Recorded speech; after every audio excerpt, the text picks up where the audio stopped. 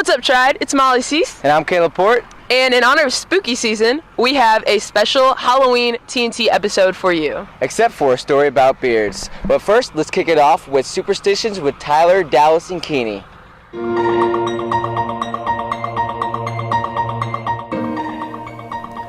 Since Halloween's right around the corner, and October Friday the 13th was a few weeks ago, we're going to catch you up on some superstitions, like October Friday the 13th. Friday the 13th is a superstition that if the 13th of a month falls on a Friday, it's going to be an unlucky day. And with Friday the 13th falling in October this year, it's especially spooky. This day has biblical origins, and it was a very popular theory that it was unlucky back in the Middle Ages. Alrighty, do you know what today's date is? Don't even want to say it. It is Friday the 13th. So do you know what today's date is? It's Friday the 13th of October. Yes, it is. Alrighty, Mr. Schramm, do you know what today's date is? October 13th. Do you know where this whole thing comes from? I think on that internet thing, people started spreading stuff around back in the 90s and the internet came out, but I don't know. Alrighty, thank you for your time. So do you know what that means? It's an unlucky day. Yes. And do you believe Jason's going to come get you tonight? I hope so.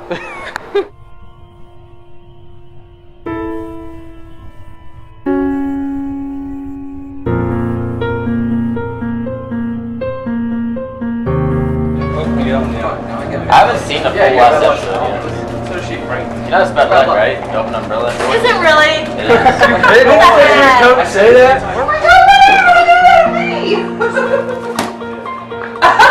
You know that's bad luck, right? I did not. You open an umbrella indoors. Oh, okay. I have all kinds of bad luck, so it can't get worse.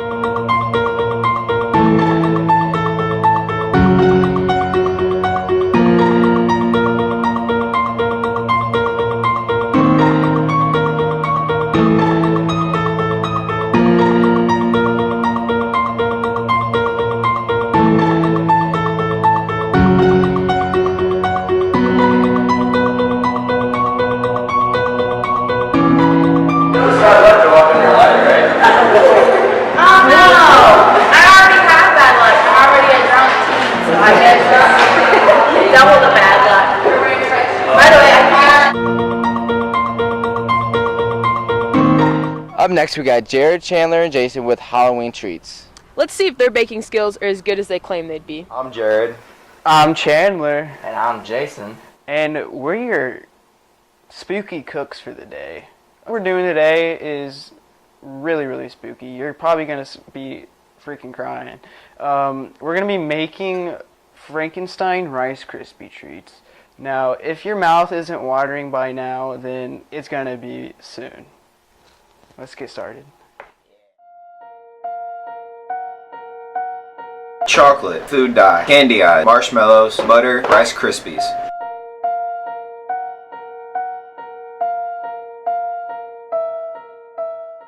Melt the butter. Add the marshmallows. Add yellow and blue food dye. Add Rice Krispies. Pour into dish. You know what it kind of looks like? Kind of looks like guacamole. I said broccoli, but... Oh! Cut into squares. Dip in chocolate.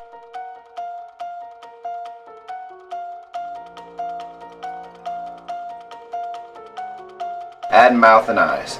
Boom. Your Frankenstein easy treat is done.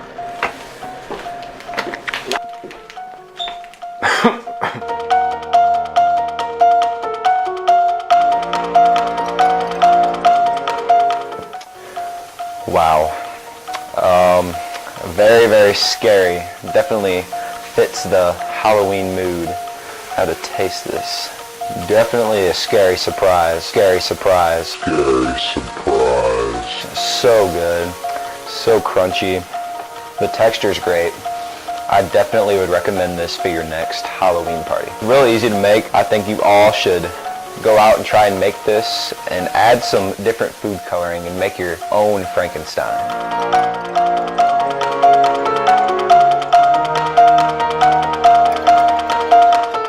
I don't know about you, but I've never been able to carve a good pumpkin. Neither have I, but let's head over to Expectation vs. Reality Pumpkin Carving with Nicole, Alyssa, and Trent. Hey, Triad. I'm Alyssa. I'm Nicole. Trent. In this episode, we did pumpkin carving expectations versus reality. Let's get right into it.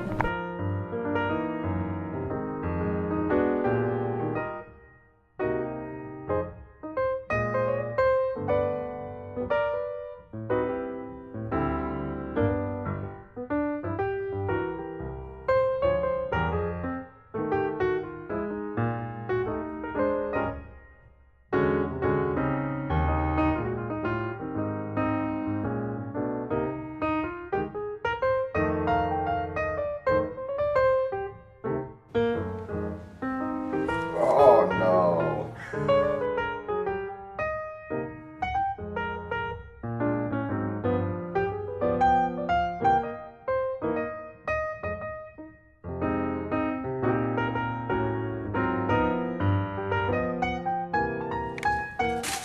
Oh no.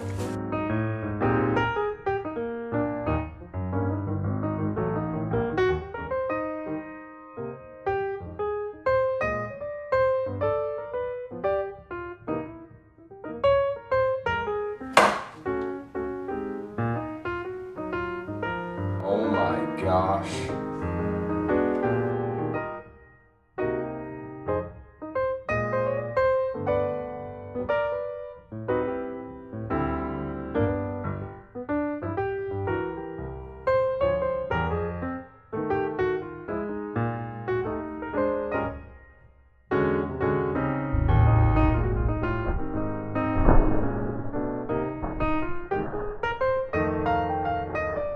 Thanks for watching, guys, and please remember, there were no Trents harmed in the making of this video, but we did harm one pumpkin. Bye, Triad. Bye, Triad.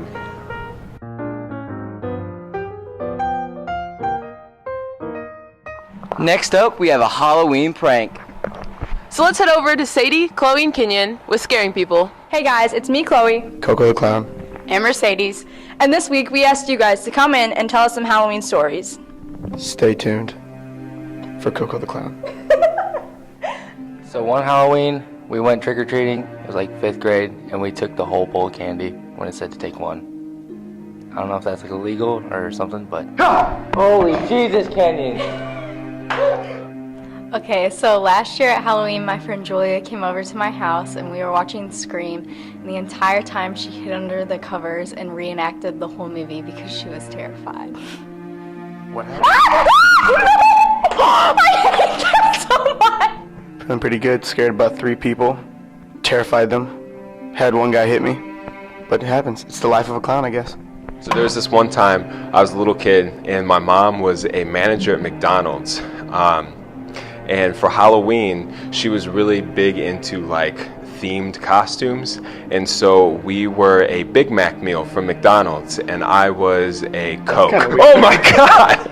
Okay, so when I was like 13, I went on this haunted trail with a bunch of my friends and we hadn't even gotten to the haunted trail yet. And one of my best friends starts freaking out because there's clowns walking around all the time. And we hadn't even made it to the haunted. Oh my God! That's not funny. That's not funny. That's not funny at all. My biggest Halloween memory was probably when I was 8. I begged and begged my parents to get me this clown costume with the wig and the nose and the big long shoes. And I... Shoot! That's not funny! I like being scared and I know he's under the desk.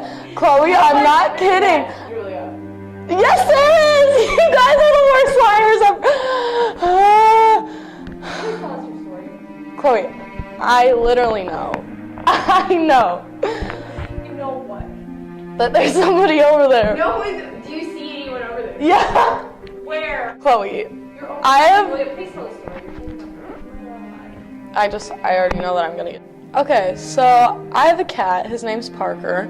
One day I dressed him up for Halloween. I'm so scared. And I put a sombrero on him and a Mexican little rug.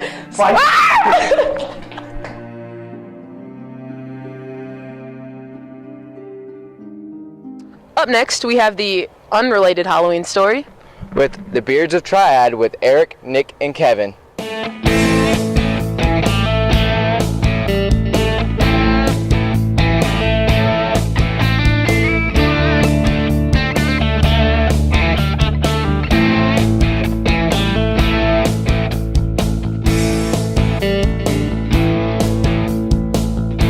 Nick King.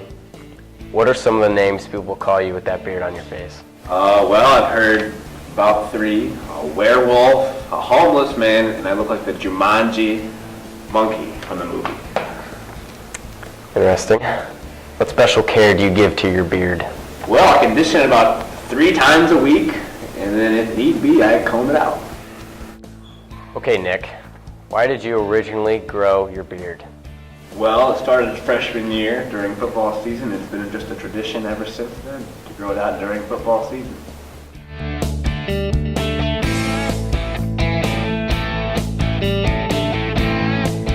All right, Coach Witzig, how long have you grown out your beard? I started growing this beard during spring break of last year, so like April of last school year. All right, Coach Witzig, what inspired you to grow your beard? Well, the administration at Triad has been a great inspiration to me for many things I've done, including this growing my beard.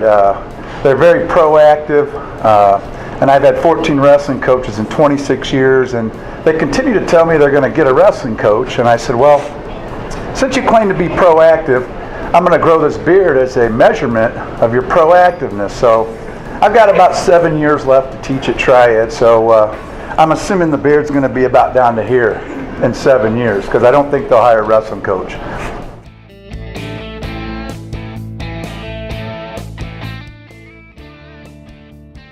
We hope you enjoyed our Halloween episode. Have a safe and happy Halloween. See you in a couple of weeks. In a couple of weeks. In a couple of weeks. Oh!